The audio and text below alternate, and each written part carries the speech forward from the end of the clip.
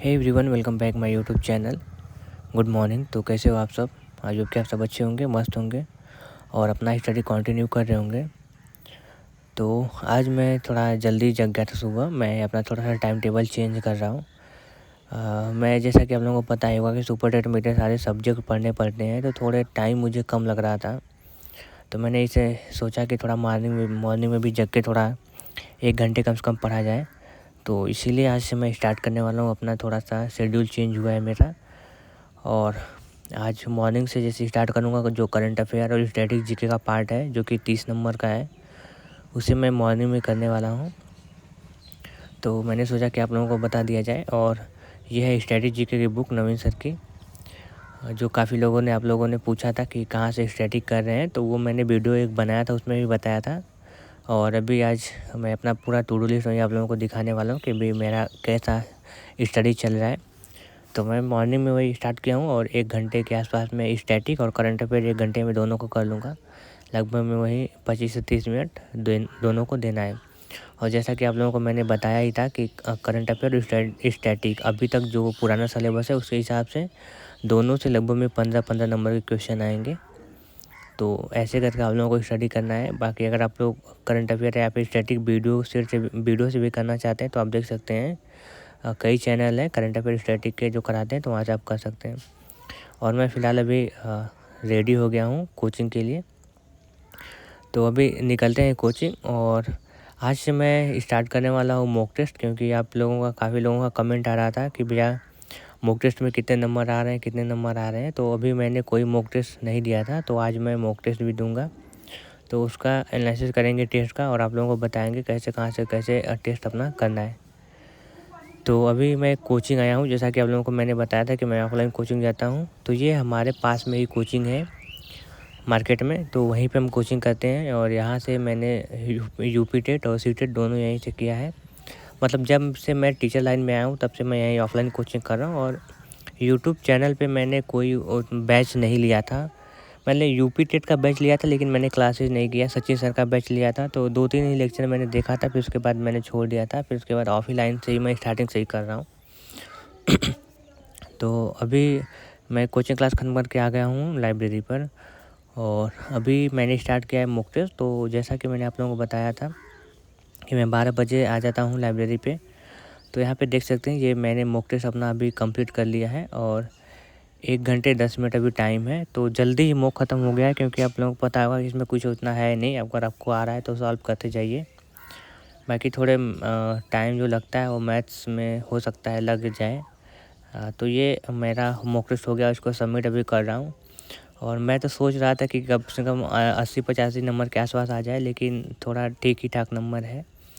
तो यहाँ पे आप देख सकते हैं कि 106 नंबर टोटल आए हैं 150 में से।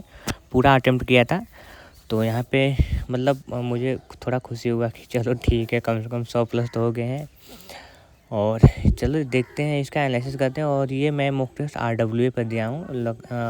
ये मतलब कि जो इस बार संडे का आया था वही मॉक टेस्ट है। तो अभी तो मैंने देखा था, तो यहाँ पे 3 मॉक है, तो एक मैंने दे दिया है। तो थोड़ा मतलब 100 प्लस हो गया, तो थोड़ा ठीक ठाक है। लेकिन तो अगर 150 नंबर का अगर पेपर रहेगा तो कम से कम मेरिट 120 के आसपास जाएगी ही।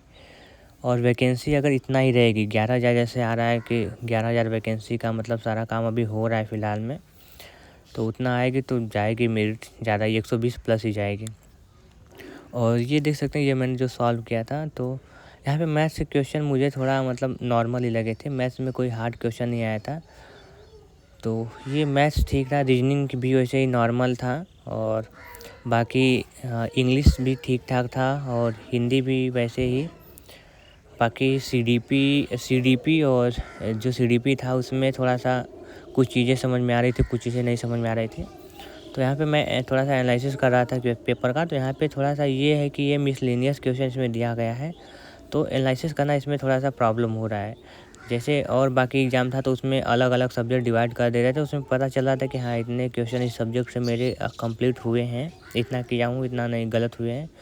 तो वहाँ पर वो चीज़ें सही थी, बस यहाँ पर थोड़ा एनालिसिस करने में थोड़ा दिक्कत हो रहा है। इसमें समझ ही नहीं आ रहा है कि कौन सा सब्जेक्ट से कितने क्वेश्चन मेरे सही हुए हैं, कितना नहीं हुआ है। मैंने यहाँ पे सारा देख लिया, लेकिन ऐसा कुछ मुझे दिखा नहीं कि एनालिसिस सही से कर पाए। तो इसको अगर आप RW पे दे रहे हैं, यहाँ पे फ्री मुक होता है, संडे का वीकली रहता है, तो वहाँ से आप दे सकते हैं। और इसको जैसा कि एनालिसिस करना होगा तो इसमें आपको पूरे क्वेश्चन शुरू से लेकर अंत तक देखने होंगे, पूरा सीरियल वाइज, ठीक है।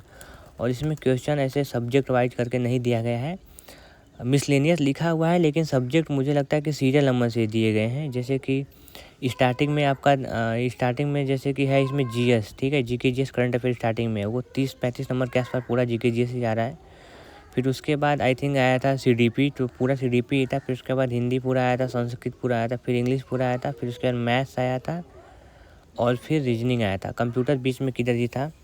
तो ऐसे करके आ रहा है, पूरा मिसलिनियस दिया है, लेकिन मिक्स के एकदम नहीं आ रहा है कि एक मैथ्स का आ गया, एक CDP का, एक हिंदी का, तो ऐसे नहीं है, सीरियल वाइज ही दे रहे हैं। तो मुझे लगता है कि RW चैनल पे थोड़ा सा इसको अपग्रेड करना चाहिए कि उनको कम से कम, जैसे कि पेपर तो कैसे भी आए चलेगा, लेकिन लड़कों को एनालिसिस करने के लिए वहाँ पे मतलब सब्जेक्ट वाइज करके आंसर बताएं, उसमें डैशबोर्ड में दिखाएं कि हाँ इतना क्वेश्चन इस सब्जेक्ट से सही हुआ है, इस सब्जेक्ट से गलत हुआ है। तो ये थोड़ा सा इस शेप में अपग्रेड चाहिए। सबको लगता है कि, मुझे तो लगता है कि ये थोड़ा सा गलत हो रहा है कि ऐसे तो एनालिसिस ही नहीं कर पाएंगे। तो आज का मॉक यही रहा और ये मेरा पहला मॉक था, तो लगभग में ठीक ही ठाक है। और कम से कम स्कोर अगर 120 के आसपास आएंगे, 120 प्लस आएंगे तभी चांस बैठेगा, क्योंकि 11,000 अगर वैकेंसी आएगी तो मेरिट पक्का जाएगी एकदम, क्योंकि सारे लोग लगे हुए 6 से 2018-19 की लास्ट वैकेंसी थी। उसके बाद आपका 2 साल वो हो गया, 6 साल वो, टोटल 8 साल, लगभग में 8 साल हो गए हैं, 7 से 8 साल हो गए हैं। तो लड़के काफ़ी मतलब मेरे ही कोचिंग में हैं, तो जो कि पहले बहुत ही मतलब 2-3 बार अपना सिलेबस ख़त्म कर लिए, वो भी अभी पढ़ रहे हैं। तो इसीलिए कंपटीशन हार्ड होने वाला है और आप लोग भी तैयारी अच्छे से करिए। और जैसे भी अगर ऑफ़लाइन कोचिंग करें तो ऑफ़लाइन करिए, नहीं तो ऑफ़लाइन करने का मन है तो ऑफ़लाइन भी कर सकते हैं। लेकिन ऑनलाइन मेरे हिसाब से सही रहता है, अगर आप लोगों का टाइम मैनेज करना रहता है तो। टाइम जैसे कि ऑनलाइन में रहता है तो आप लोग टाइम मैनेज कर लेंगे थोड़ा सा, और ऑफ़लाइन में थोड़ा टाइम इधर-उधर होता है। तो ये आप लोगों को सोचना पड़ेगा, मतलब समझ लेना पड़ेगा, और जैसे भी आप लोगों को अच्छा लगे वैसे अपनी तैयारी को करिए, ठीक है। और अपने नोट्स वगैरह जो बनाते हैं उसको डेली का डेली रिवीजन करिए। बस यही है कि अगर आप जैसी भी तैयारी कर रहे हैं, अगर आप डेली का लेक्चर कर रहे हैं तो उस लेक्चर को उसी दिन हो सके तो याद कर लीजिए 1-2 बार, मतलब उसको रट लीजिए जितना हो सके, और फिर 1-2 बार अगर आगे फिर से पढ़ लेंगे तो ऐसा हो कि वो याद हो जाए।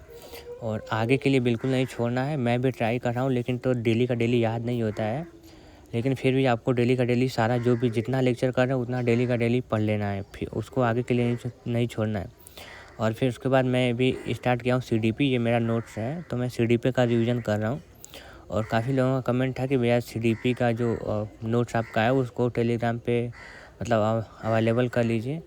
तो अभी 2 टॉपिक ख़त्म हुआ है, तो मैं सोच रहा हूँ एक दिन PDF में बना के आपको वो सेंड कर देता हूँ।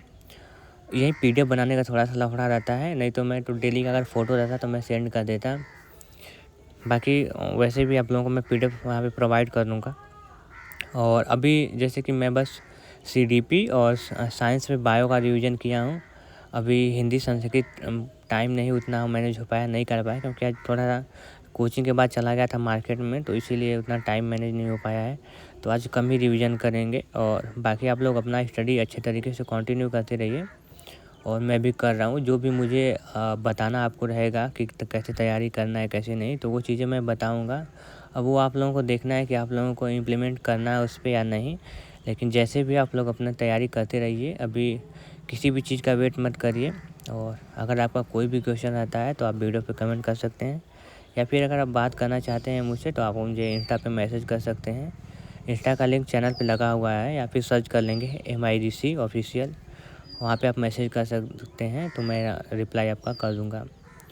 तो फिर बस मैं यहीं पे रखता हूँ, और टाइम भी हो गए थे 5:30, यही मेरा 5:30 तक लाइब्रेरी पे रहता हूँ। और अभी ठंडी का धीरे-धीरे मौसम हो जाएगा तो अंधेरा और जल्द होगा, तो और जल्दी थोड़ा निकलना पड़ेगा, लेकिन 5:30 के आसपास में मैं रहता हूँ। 4 से 5 घंटे लाइब्रेरी पे अपना रहता है। बाकी ऐसे ही चलेगा अभी तक, और देखते हैं कि सुपर टेट का नोटिफिकेशन वगैरह कब आता है। तो बस फिर मिलते हैं किसी अगले वीडियो में। Thank you.